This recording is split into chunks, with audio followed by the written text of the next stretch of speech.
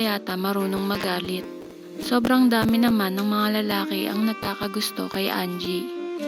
Ang mga kalalakihan na mahilig ay nagugustuhan si Angie na sana kahit isang beses man lang ay maging misis nila ang magandang may bahay ni Paulo na isang OFW. Subalit, lingid sa kaalaman ng karamihan ay may nakatago itong sikreto na hindi ka panipaniwala kung meron mang makakaalam. Sa likod kasi ng malamodelong kagandahan ay may nakatago itong naiibang pag-uugali. Napakahilig nito.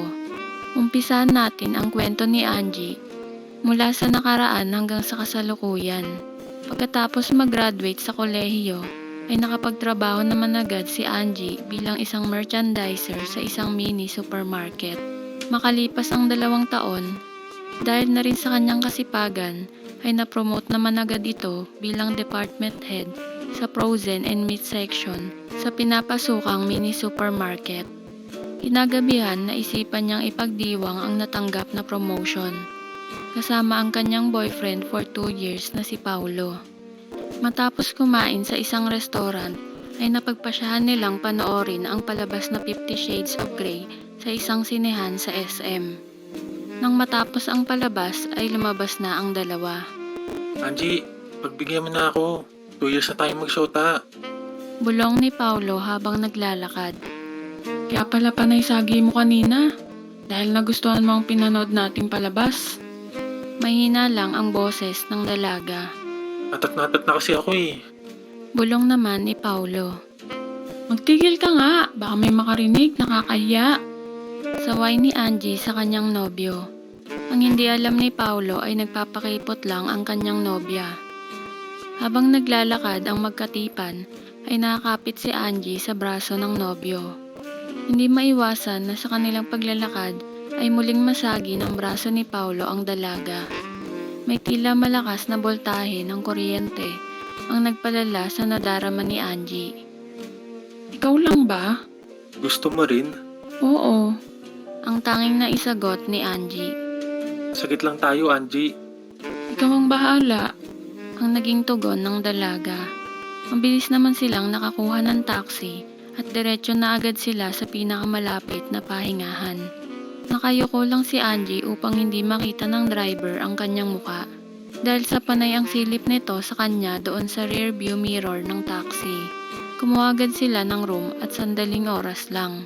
Parang hindi naman makapaghintay si Paulo. Tagal ko nang hinihintay ang sandaling ito, Angie. Ang sabi ni Paulo habang tinititigan ang kanyang nobya. Umpisa na natin, Paulo. Pakiusap ni Angie. Maligo muna tayo. Pakiusap ulit ni Angie sa nobyo. Makalipas ang ilang sandali, matapos magpunas ng kanilang katawan, ay nahiga na silang dalawa na magkaharap. I love you, Angie. I love you too, ang tugon ni Angie. Sinandal ni Angie ang kanyang ulo sa dibdib ng nobyo. Wala silang imikan, parang malalim ang mga iniisip. Makalipas ang ilang minuto ay si Angie na ang bumasag sa sandaling katahimikan. Paano na ako, Paulo? Tanong nito kasabay sa pag-angat ng kanyang ulo upang magkaharap sila kung ano man ang isasagot ng nobyo. Mahal kita, Angie.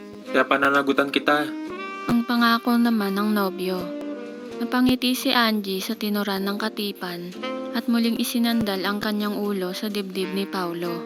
Tinupad naman agad ni Paulo ang kanyang pangako na manhika ng pamilya ni Paulo at sumang-ayon naman ang mga magulang ni Angie. Nairaos naman ang kasal ng dalawa kahit sa simpleng seremonyas. At may simpleng salo-salo din naman. Hindi nagtagal ay bumukod na silang dalawa. Nangupahan sila sa isang hindi kalakihang kwarto at doon nila binuo ang kanilang mga plano sa buhay bilang mag-asawa. Hanggang sa magbuntis si Angie, kailangan nilang mag-ipon para sa kanyang panganganak. Dahil sa parehong hindi naman kalakihan ang kanilang mga sahod, kaya hirap silang makapag-ipon ng malaki. Matapos makapanganak ay nahihirapan na silang mag-asawa na mag-budget ng kanilang pinagsamang sahod. Kumuha na rin kasi sila ng tagabantay sa kanilang anak habang silang dalawa ay parehong nasa kanilang mga trabaho. Makalipas ang 3 buwan mula nang magsilang si Angie, ay nagdesisyon si Paulo na magtrabaho sa ibang bansa. Natanggap naman agad ito at 2 years ang kanyang kontrata. 2 buwan mula nang makaalis si Paulo ay nakaramdam na ng pangungulila si Angie. Pilit nitong pinaglalabanan ang nararamdaman. Sa umpisa ay nagagawa pa nitong maibsan ang pangungulila. Subalit sa paglipas ng mga araw ay hindi makontento si Angie. Upang hindi masyadong maisip ang pangungulila sa asawa, kung kaya ay naisip niyang mamasyal at manood ng mga palabas sa mga sinehan. First, we have Grammarly. The free version checks basic spelling and grammar. Grammarly Premium, on the other hand, provides in-depth writing feedback to help. Regular naman kasi na nagpapadala si Paulo ng kanyang sahod, kaya nagagawa niyang makapasyal dahil may pera na sila. Kalaunan ay mas lalong sumidi pa ang kanyang nadaramang pagkauhaw. Isang hapon, araw ng Sabado ay nagkataon na day off ni Angie. Ay tumawag ang kanyang mama dahil sa namiss na daw nila ang kanilang apo. Kung pwede, doon daw muna sa kanila magpalipas ng gabi ang anak ni Angie at balikan na lang kinabukasan. Pagkahatid ng kanyang anak ay naisipan ni Angie na mamasyal sa SM. Habang namamasyal si Angie ay may nakasalubong siyang isang lalaki. Macho at matangkad. Nakangiti ito sa kanya na para bang kilalang kilala siya at palapit na ito kung saan siya nakatayo. Subalit para kay Angie ay hindi naman niya ito kilala. Ang liit talaga ng mundo. Kamusta, Lourdes? Bati nito sa akin sabay abot ng kanyang kamay. Nagtataka man ay inabot pa rin ni Angie ang kanyang kamay at nag-shake hands na sila. Tahimik lang si Angie dahil napagkamalan siyang si Lourdes. Ganyan ka pa rin, Lourdes, na nakilala ko 3 years ago or 4 years na ata. Tahimik ka lang, but so beautiful inside. Dugtong pa nito at hindi pa rin binibitawan ang kamay ni Angie. Ngumiti lang si Angie sa lalaki at siguro napansin nito ang maputi at pantay-pantay na mga ngipin with matching kissable lips. Mas lalo ka nang gumaganda, makalipas ang ilang taon. Wala ka pa rin kupas, Lourdes. Papuri nito kay Angie bilang si Lourdes na ikinangiti nito. Nakatitig pa rin si Angie sa lalaki at halatang umahanga ito sa kakisigan ng lalaki. Baka gusto mong kumain. Kakatapos lang, Libre kita, kahit saan mo gusto. alok ng lalaki sa kanya sabay pisil sa kanyang kamay. Wala pa rin yatang balak na bitawan ang kamay ni Angie. Panonoorin ko sana ang 50 Shades. Mukhang maganda yan. Ako na ang taya. Let's go? Ang sabi ni Angie dahil sa ayaw nitong may makakita pa sa kanya na may kausap na lalaki. Pagkaupo nila sa loob ng sinihan ay hinawakan agad nito ang kamay ni Angie at magka-holding hands na silang nanonood ng palabas. Muling naalala ni Angie ang panonood nila ni Paulo ng 50 Shades kung saan humantong sila sa pahingahan. Kinabahan naman si Angie na baka humantong din sila doon, subalit nagpaubayan naman ito dahil sa baka naman walang balak ang lalaki. Halos puno din ang loob ng sinehan dahil sa dami ng mga nanonood. Halos walang naintindihan si Angie sa pinanood na palabas dahil sa puro kung ano ang pumasok sa kanyang isipan. Paglabas nila ng sinehan ay medyo madilim na. Habang naglalakad sila ay nakaakbay pa sa kanya ang lalaki na mas lalong nagpakaba kay Angie. Sa Lunes na ang flight ko pabalik ng Amerika, Lourdes. Ganun ba? Medyo nalungkot si Angie sa sinabi ng lalaki. Parang nangihinayang si Angie na maghiwalay na agad sila sa mga sandaling yon. Nag-aabang na sila ng taxi upang maghiwa-hiwalay. Nakatayo sila sa isang lugar na malayo sa ibang tao na tila nag-aabang din ng taxi. So where do you want to go now? Katulad ng mga panahon dati, Lourdes. Papaligayahin kitang muli. Parang excited na ang lalaki. Nagpanggap na lang din naman si Angie bilang si Lourdes. Sumakay sila ng taxi at dumiretso na sa pinakamalapit na lugar. Sa isipan ni Angie ay humihingi na agad siya ng paumanhin kay Paulo sa pagsama sa lalaking hindi niya kilala at hindi man lang niya alam ang pangalan. Pagkadating nila sa loob ay si Angie na agad ang lumapit, na parang na-miss nila ang isa't isa at gusto nilang ulitin ang nangyari 4 years ago. Nahiga silang dalawa na magkaharap. You're so beautiful. Ang nasabi ng lalaki. Nang huminto ang lalaki ay tumabi na ito kay Angie. That's awesome. I want you to be happy, Lourdes. Tugon ng lalaki. Napangiti si Angie dahil sa pagtawag ng lalaki sa kanya sa pangalang Lourdes. Did you like it? Tanong ni Angie na nakangiti dahil sa English speaking na rin siya. You always amaze me, darling. Ang sabi ng lalaki at tinawag na siyang darling. Naghiwalay naman silang dalawa na may mga ngiti sa kanilang mga labi. Naganap ang unang pagkakasala ni Angie. Makalipas ang isang buwan ay pinakiramdaman ni Angie ang kanyang katawan kung nagbunga. Ilang araw pa ay dinatnan na si Angie kaya naging masaya ang misis ni Paulo. Maging sa mini supermarket ng pinagtatrabahuan ay napansin ang kanyang masayahing muka. Mas tumingkad pa ang kanyang kagandahan dahil laging nakangiti sa kanila ang kanilang department head. Biglang napabalik sila sa kanilang mga trabaho dahil nakita nilang papalapit na ang kanilang department head na kung tawagin nila ay Ma'am A. Dahil sa pangalan nito na Angie. Ayos lang ba kayo rito? Tanong ni Angie sa apat na merchandiser.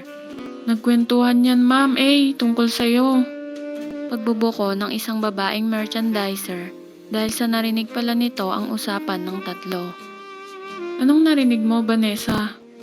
Tanong ni Angie na nakangiti naman. Ang ganda mo daw, Ma'am A. Sagot ni Vanessa. Nakayuko ang mga ulo nila Carlo, Jerome at Sandro dahil sa ibinuko ni Vanessa ang kanilang usapan. Ano pa ang narinig mo, Vanessa? Tanong ulit ni Angie kay Vanessa. Ikaw lang daw ay ulam na. Yun ang narinig ko, sabi ni Carlo kanina, Ma'am A. Sagot ulit ni Vanessa. Sige na, balik na kayo sa inyong mga trabaho. Utos ni Angie at hindi naman nagalit dahil sa sumbong ni Vanessa. Pinipilit niyang hindi na muling magkasala. Kinabukasan ay nagsuot siya ng hapit na skirt na litaw ang makinis na kutis. Pagdating niya sa kanyang department ay napatitig si Vanessa sa kanyang Ma'am A. Bakit Vanessa? Tanong ni Angie sa dicer na babae. Ang ganda-ganda mo ngayon, Ma'am A. Walang halong pambobola. Totoong sagot ni Vanessa. Salamat. Napangiti si Angie sa sagot ng dicer. Naglakad ito papuntang storage at naabutan sa loob si Carlo. Silang dalawa lang sa loob. Napatitig na naman si Carlo sa makinis at maputing si Angie. Bakit titig na titig ka, Carlo? Tanong ni Angie sa baylak ng pinto. Sorry po, ma'am. Humingi ito ng paumanhin sa kanilang department head. Maganda ba ako, Carlo? Opo. Tipid nitong sagot at nakayuko lang. Paglabas ni Angie ay nandun si Jerome sa labas na parang nakikinig sa may pintuan. Kanina ka pa ba dito, Jerome? Opo, Ma'am A. Sagot ni Jerome na parang nahihiya. Huwag ka agad umuwi mamaya after closing time. Opo, Ma'am A. Sagot ni Jerome na nagtataka. Huwag mong kalilimutan, Jerome. Sabi ni Angie at umalis na. Hindi na nakasagot si Jerome at pinanood na lang ang naglalakad na magandang department head nila. Sobrang nagtataka si Jerome dahil bukas ay pareho nilang day off ng kanyang ma'am. Ilang sandali pa ay pumasok na si Jerome sa loob ng storage room. Naabutan niyang nag-aayos si Carlo ng mga frozen na mga paninda. Mabilis naman na nakapagbihis itong si Carlo nang marinig na may kausap ang kanyang ma'am. Bakit nakaklose ang pinto kanina? Parang may narinig akong mga ingay. Ano ba ang ginagawa mo? Sunod-sunod na tanong ni Jerome kay Carlo. Ah, yun ba? Nagpahilot si Ma'am Angie. Kaya siguro narinig mo itong nag-ingay. Pagsisinungaling nito. Akala ko pa naman ay nadiskartehan mo si Ma'am. May pagkadismaya nitong sagot. Ikaw talaga. Ang aga-aga ay puro na naman kung ano ang nasa isip mo. Kunwari ay sinaway niya si Jerome. Bakit kaya hindi agad ako pinawi ni Ma'am? Mamaya pa after closing time. Parang nagtatanong si Jerome. Day off ko naman bukas. Pati na rin si Ma'am. Dugdung pa ni Jerome. Di ba nag-aral kang mag-massage? Baka naman magpapahilit lang sa'yo si Ma'am. Sagot na rin ni Carlo. Baka nga.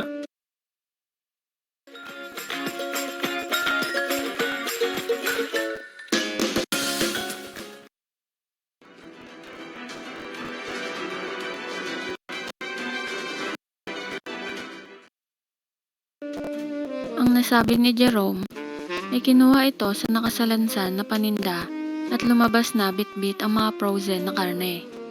Sobrang relax din ni Angie sa araw na yon dahil sinundo ng kanyang papa ang kanilang apo upang doon na muna sa kanila magpalipas ng gabi at bukas na lang ng hapon sunduin ni Angie dahil sa nagkataon na day off naman ito. Maghapon na naging masaya ang paglilibot ni Angie sa kanyang department dahil sa maayos naman lahat at magagaling naman ang kanyang mga dicer. Kaya walang sakit ng ulo si Angie bilang department head sa frozen at meat section. Ngunit sa buong maghapon ay halos ilang beses na naalala ni Angie ang nangyari sa kanila ni Carlo. Napapangiti siyang mag-isa sa tuwing pumapasok sa kanyang isipan ang naging sandali nila ni Carlo sa storage room. Hindi naman pinagsisisihan ni Angie. Mamaya after closing time ay may aalokin na naman siyang dicer, si Jerome. Closing time na pero hindi pa rin umuwi si Jerome dahil may instruction ang kanyang mom na hindi muna siya uuwi.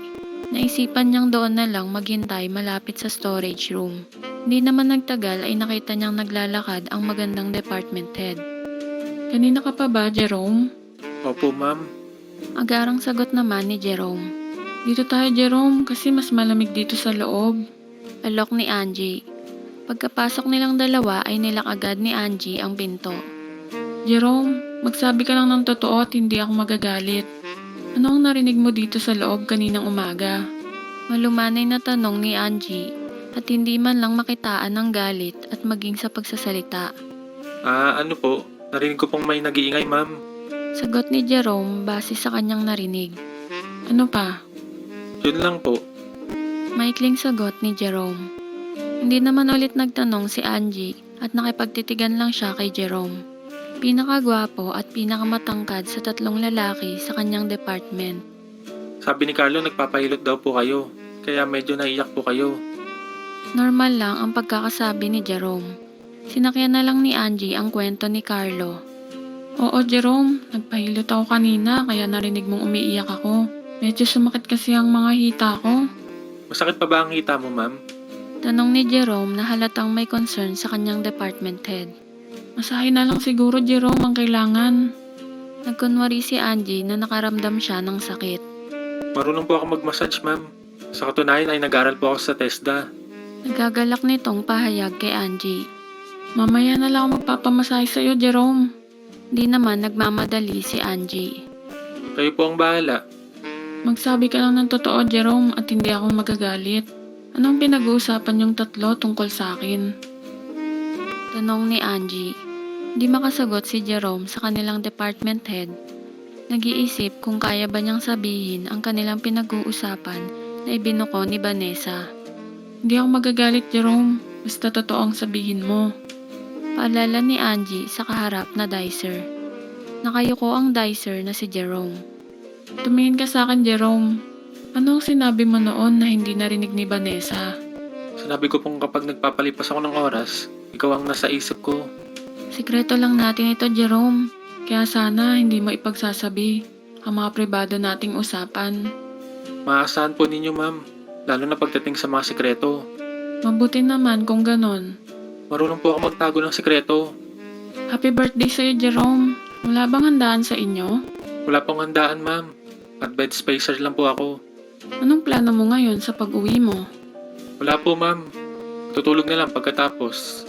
Malungkot pa rin ang dicer. Matapos ayusin ang kanilang mga sarili ay lumabas na ang dalawa.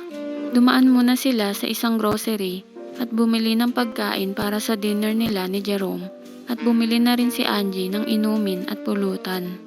Ayaw na rin ni Angie na mag-commute at baka matagalan pa sila na makauwi kaya nag-taxi na lang sila. Excited kasi si Angie na mga sandaling yon dahil sa nasa tabi na niya si Jerome. Pasok ka, Jerome. Nag-iisa lang ako ngayon dito dahil nandun sa mga magulang ko ang aking anak. Pahayag ni Angie.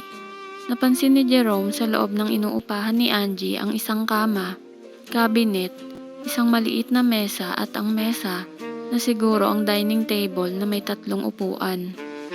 May sariling CR naman at ang maliit na lababo na lutuan na rin. Kumain muna tayo, Jerome. Tiyak kong nagugutom ka na. Ang sabi ni Angie. Matapos kumain ay nihanda ni Angie ang maliit na mesa at nilagay ang biniling inumin at pulutan. Habang nagiinuman ay pinag-uusapan nila ang tungkol sa kanilang mga trabaho at ang pag-abroad ng kanyang mister. Makalipas ang 20 minutos ay nangangalahati na ang bote ng inumin. Medyo namumula-mula na ang pisngi ni Jerome at tumalab na ang alak. Ganon din si Angie kaya naisipan nitong magpalit ng damit.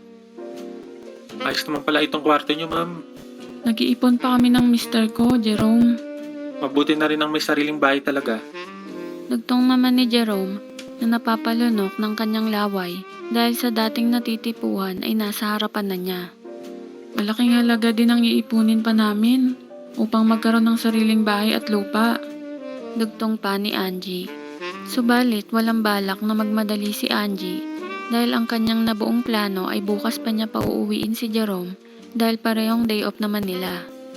Happy birthday, Jerome! Nakangiti si Angie sa dicer. Salamat po, ma'am. Huwag ka muna magpasalamat, Jerome, dahil hindi pa naman tayo nag-uumpisa. Paalala ni Angie. Napangiti naman si Angie sa kanyang sinabi. Sa kanyang pagngiti ay nasilayan na ni Jerome sa malapitan ang pantay-pantay na ngipin ng kanyang ma'am at ang mamula-mula nitong mga labi. Makinig kang mabuti, Jerome. Hindi muna ni Angie itinuloy ang sasabihin dahil sa parabang may naisip pa itong mga kondisyon para sa lalaki. Opo, ma'am. Makikinig po ako. Gusto ko ay Angie na lang ang itawag mo sa akin at walang po. Upang pag nag-uumpisa na tayo at sa buong magdamag ay ikaw muna ang asawa ko. Isipin mo nga ko ang iyong kabiyak. Basta't hindi lang labag sa kalooban mo o pinipilit ka kahit tayo mo. Tama ka, may karapatan ako na tumanggi at hindi dapat pilitin ng asawa ko ang ayaw ko. Ang gagawin natin ay kasalanan, Angie. Biglang nag-iba ang tono ni Jerome na parang nalungkot bigla. Ang alam ko ay pag walang reklamo at walang nakakaalam sa gagawin natin. At lalo na kung walang ebidensya, ay tiyak absuelto sa kaso. Case dismiss. Hindi dapat maudlot ang gagawin natin. Tama ka, itutuloy natin, Angie. Ang naging tugon ni Jerome. Napangiti silang dalawa. Cute pala itong si Jerome pag nakangiti at tumatawa. Sa isip ni Angie, asawa kita sa buong magdamag, kaya hindi ako pwedeng tumanggi. Napapatawa na rin si Angie sa kanilang usapan dahil sa parang naglalaro lamang sila ng bahay-bahayan. Magkaharap silang nakaiga at magkayakap na parang tunay na mag-asawa. Kama na sana ay para lamang sa kanila ni Paulo. Ang ganda mo, Angie. Pasayahin mo ako. Ayos lang ba ang ginagawa ko? Sorry Paulo, hindi ko napaglaban ang aking sarili. Sana mapatawad mo ko. Ang pumasok sa isip ni Angie. Makalipas ang 10 minuto na katahimikan, ay hinarap ng dicer si Angie. Nagkatitigan ang dalawa. Paano kung mabuntis ka? Medyo seryoso ang pagkakatanong ni Jerome sa may bahay ni Paulo. Hindi ako mabubuntis, Jerome. Dahil 3 days na lang ay dadatnan na ako. Oo, Jerome, wala kang dapat ikatakot na mabuntis ako. Ang sagot ni Angie. Hindi na muling nagsalita si Jerome at nahigang muli. Pwede na bang makaulit? Hinarap ni Angie ang dicer. Papaligayahin kita, Angie. Ang naging tugon ng dicer. Napatingin siya kay Angie. Namumungay ang mata nito at halatang masaya. Pahinga muna tayo. Paglalambing ni Angie na para bang ang kanyang asawa ang kausap. Hindi makitaan sa mukha ni Angie ang labis na pagsisisi sa kanyang ginawa. Hindi naman nagtagal ay pareho na silang napaidlip. Malipas ang mahabang sandali ay naunang nagising si Angie. Napatingin siya sa relo. 3:00 na pala ng madaling araw. 3 oras din pala silang nakatulog. Paglabas ni Angie mula sa banyo, ay nakita niyang tulog pa rin ang dicer. Pero saglit lang na pumasok sa kanyang isipan ang konsensya na nagawa pa niyang pagtaksilan ang kanyang asawa na nagpapakahirap, nagsusumikap at nagtitiis ng lungkot sa ibang bansa. Muli niyang tinitigan ang natutulog na dicer. Nagising si Jerome subalit hindi muna iminulat ang mga mata. Tahimik lang muna silang dalawa, walang gustong mauna sa pagbasag ng katahimikan. Angie, pwede ba makaulit bukas? Gusto mo pa talaga araw-araw ha? Napapatawang sabi ni Angie. Kung pwede lang naman. Tumamlay ang boses ni Jerome. Next time na lang, Jerome, dahil susunduin ko na bukas ang anak ko. Salamat din sa pa-birthday gift mo. Napasaya mo ang kaarawan ko. Naawa ko para sa'yo nang sabihin mong matutulog ka na lang kahit birthday mo. Ito na ang pinakamasayang kaarawan ko. Sige, simula ngayon, kahit hindi mo kaarawan ay pwede na kitang pasayahin. Basta't ano ang usapan natin, Jerome? Basta't walang dapat makaalam at walang ebidensya. Madilim-dilim pa nang lumabas ng kwarto ni Angie ang dicer at nasisigurado nilang dalawa na walang nakakita sa kanyang paglabas. Ang halina nang magising si Angie, matapos maligo at magbihis ay sinundo na nito ang kanyang anak. Mabilis na lumipas ang 1 linggo at wala ring ganap si Angie dahil sa may dalaw ito. Matapos ang buwan ng dalaw ay masigla na naman ang aura ni Angie habang naglilibot sa mini supermarket kung saan siya nagtatrabaho bilang department head. Habang naglalakad ay litaw na litaw naman ang kanyang kagandahan na pinatingkad pa dahil sa kanyang maamong muka at mamula-mulang mga labi na pinapangarap ng mga maraming mga kalalakihan at hinahangaan ng mga kababaihan. Isang rason kaya masaya si Angie sa araw na yon ay dahil ang kanyang anak ay nasa kanyang mga magulang. Kaya sa araw na iyon ay nakabuo siya ng plano na landiin si Sandro. Subalit sa maghapon ay hindi naman niya magawang makalapit kay Sandro dahil lagi silang magkakasamang nagtrabaho kasama si Jerome at Carlo.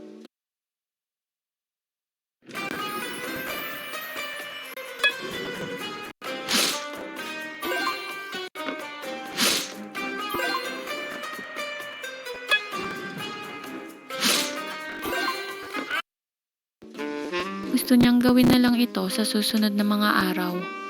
Malapit na ang close time sa araw na yon at nagumpisang magligpit para umuwi ang mga empleyado sa naturang supermarket. Nakita ni Angie na papalapit si Jerome sa kanya. Subalit hindi sila nagpahalata na nag-uusap dahil baka makita silang dalawa sa nagkalat na CCTV sa iba't ibang sulok ng mini supermarket. Hindi man magkaharap, ay malinaw naman niyang naririnig ang sinasabi ni Jerome. Ma'am A, nasa loob ngayon ng storage room si Sandro at Vanessa. Sigurado akong may ginagawa ang dalawa.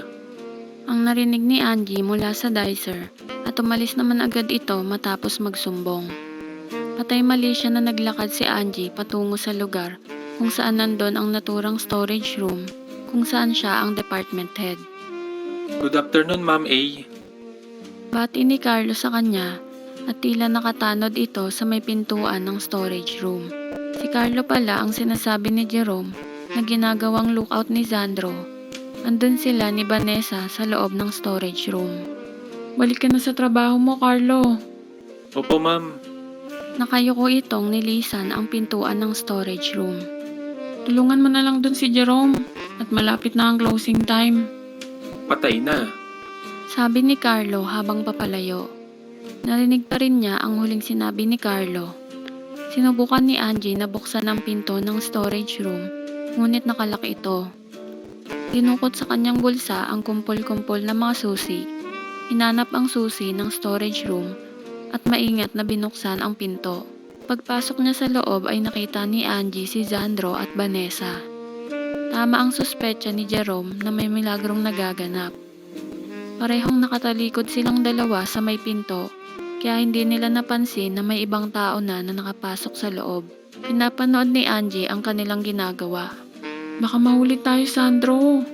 Ang pag-aalala ni Vanessa. Nasa labas si Carlo. Nagbabantay upang walang pumasok. Nakalak naman ang pinto. Paliwanag ni Sandro. Paano si Carlo? Tanong ni Vanessa. Ikaw na bahala kung anong gagawin niyo ni Carlo. At ako naman ang magbabantay sa labas. Pagharap ni Vanessa kay Sandro, ay nakita niyang nakatayo sa may pintuan ang kanilang department head. Napaharap na rin si Sandro sa may pintuan. Nakatingin ang kanilang ma'am sa kanila. Bakit para kayong nakakita ng multo? Tanong ni Angie na hindi naman mukhang nagagalit. Ang kanyang pagsasalita ay parang normal lang. Malumanay na boses pa rin tulad ng kanyang nakagawian. Sobrang pagkapahiya ang naramdaman ni Sandro at Vanessa. Huwag kayong mahiya sa akin. Naiintindihan ko naman. Tao lang naman tayo. Maikling paliwanag ni Angie. Subalit hindi pa rin umiimik ang dalawang dicer. Nagkatinginan ang dalawa dahil hindi makapaniwala sa sinabi ng kanilang ma'am. Manonood lang ako, Vanessa. Hindi ako magagalit pag tinuloy nyo. Giit ni Angie. Subalit hindi dapat na dito nila gawin sa loob ng storage room dahil hindi maganda ang ambience. At isa pa, ilang minuto na lang ay magsasarado na ang mini supermarket na pinapasukan. Nais ni Angie ang mahaba-habang banding. Tumunog ang alarm, hudyat na malapit na ang uwian. Huminto na sila sa kanilang ginagawa at mabilis na nag-ayos. Wala silang imikan dahil sa pagmamadali. Ma'am A, salamat po sa pag-intindi sa amin ni Sandro. Sorry po talaga sa nagawa namin. Paumanhin ni Vanessa. Ma'am, sorry din. Ang paumanhin na rin ni Sandro sa kanilang department head. Sorry po talaga, ma'am. Babawi na lang po ako mamaya. Nahihiyang sabi ni Sandro. Hayaan mo, ma'am. Tutulong ako upang mapasaya po kayo. Alok ni Vanessa. Gagawin po namin ang lahat, mapasaya ka lang namin, Ma'am A. Dugtong ni Vanessa. Ma'am A, napag-usapan namin ni Vanessa. Nasusuklian namin ang kabutihan mo. At higit sa lahat, di naman kayo bibigyan ng problema o anumang ikasasama ng inyong loob. Dugtong naman ni Sandro na nakakaantig ng puso. Isa lang naman ang hangad ko na dapat niyong gawin. Kailangan ay walang dapat na makakaalam sa gagawin natin. Madiin ang habilin ni Angie sa dalawang dicer. Makakaasa po kayo sa akin, ma'am, sabi ni Vanessa. Saan po ninyo? Nasarado ang bibig ko pagdating sa inyo. Dugtong pa ni Sandro. Ma'am A, promise po. At cross my heart, secret po natin ang lahat. Aasahan ko na top secret natin to. Ang huling habilin ni Angie bago umalis sa harapan nila at sumunod na rin si Vanessa. Ilang sandali pa ay lumabas na rin si Sandro mula sa storage room. Nasa labas na ang dalawang kasamahan, si Jerome at Carlo. Anong nangyari, pare? Tanong agad ni Carlo. Nauli ba kayo? Kunwari ay nagtanong pa si Jerome kahit siya ang nagsumbong sa kanyang ma'am. Ano ba ang pinagsasabi nyo? Wala kaming ginagawang masama sa loob na dapat ikagalit ni Ma'am A. Ginalingan nito ang acting upang kapanipaniwala ang kanyang sinabi at iniwan ang dalawa na napapakamot ng ulo. Ilang sandali pa ay nagsiuwian na ang mga empleyado ng naturang mini supermarket, subalit naiwan pa rin sa loob si Angie at may tinatapos pa sigurong trabaho sa kanyang opisina. Nauna na si Carlo kahit one ride lang siya pauwi at sumunod na rin si Jerome na parang nagmamadali upang hindi maabutan pa ng matinding traffic. Konti na lang ang empleyado na nasa labas ng mini supermarket nang dumating si Angie.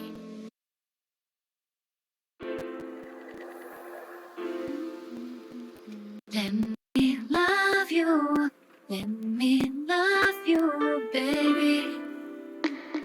Baby, I don't wanna complicate it, love. I don't wanna complicate it, love. I don't wanna complicate it, love. I don't wanna complicate it. Capture it with the all-new Oppo Reno 6 series. Every emotion in portrait.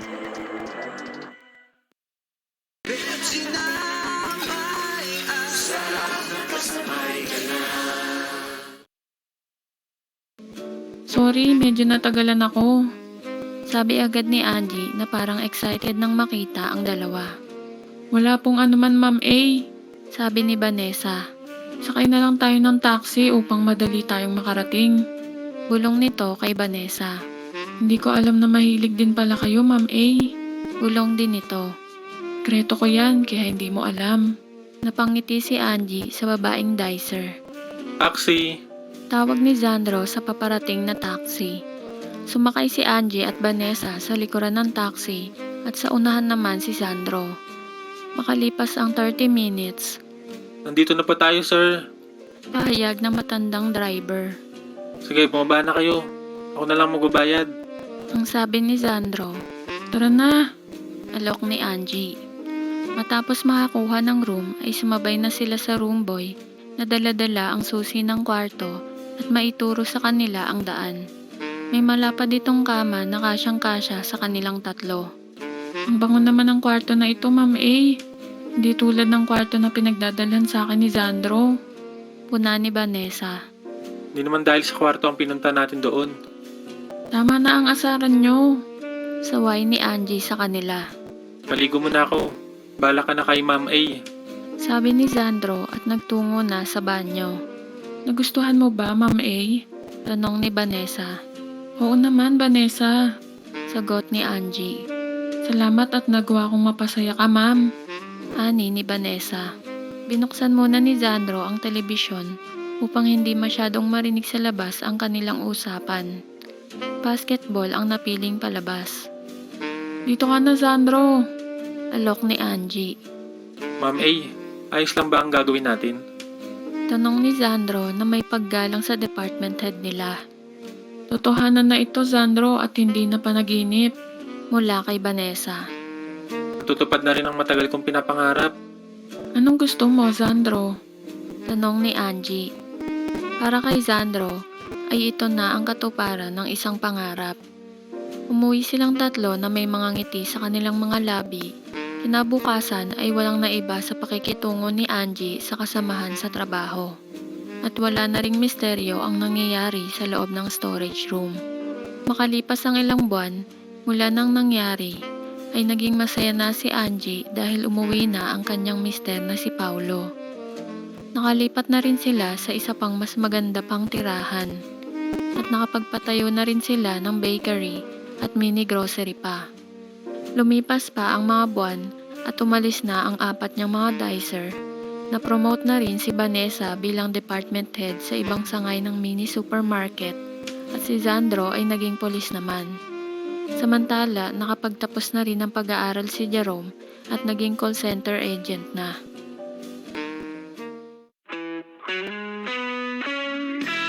Mag-subscribe sa Secret XPG.